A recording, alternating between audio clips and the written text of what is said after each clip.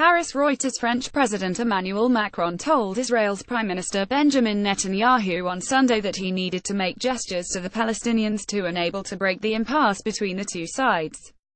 French President Emmanuel Macron and Israeli Prime Minister Benjamin Netanyahu attend a joint news conference at the Élysée Palace in Paris, France, December 10, 2017.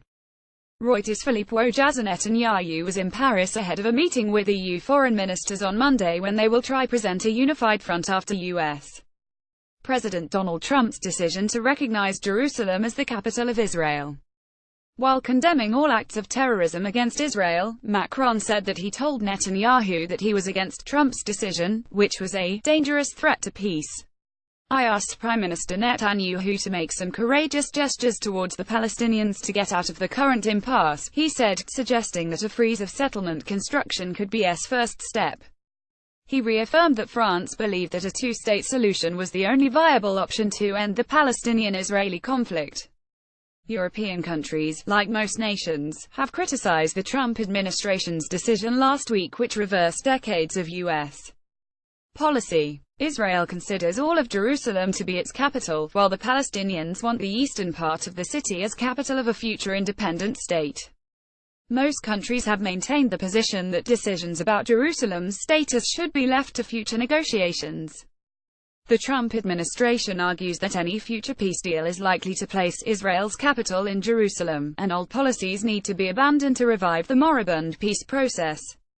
Netanyahu responded to Macron by saying that once the Palestinians recognized the reality that Jerusalem was the capital of Israel, it would enable peace efforts sooner.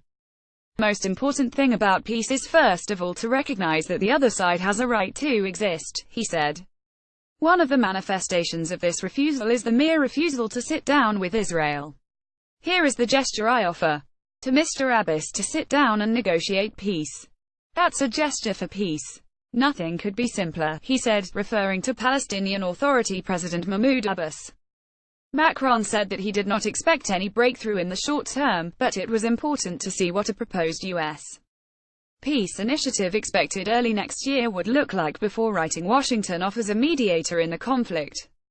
I don't think we need more initiatives, Macron said, ruling out a new French mediation effort after holding a peace conference in Paris last January. When asked about discontent across the region over Trump's decision, including harsh criticism from Turkish President Tayyip Erdogan, Netanyahu said he would not be given morality lectures by the Turkish leader. He said that many Arab nations were increasingly aligned with Israel to tackle Iran's regional threat. Many Arab countries recognize that Israel is not their enemy but their indispensable ally, he said. Countries in the region who do not have formal relations with us yet. Those can grow, but it doesn't mean there will be a formal peace without some progress with the Palestinians. Netanyahu said he sought to use closer ties with Arab countries to isolate extremists and counter Iran.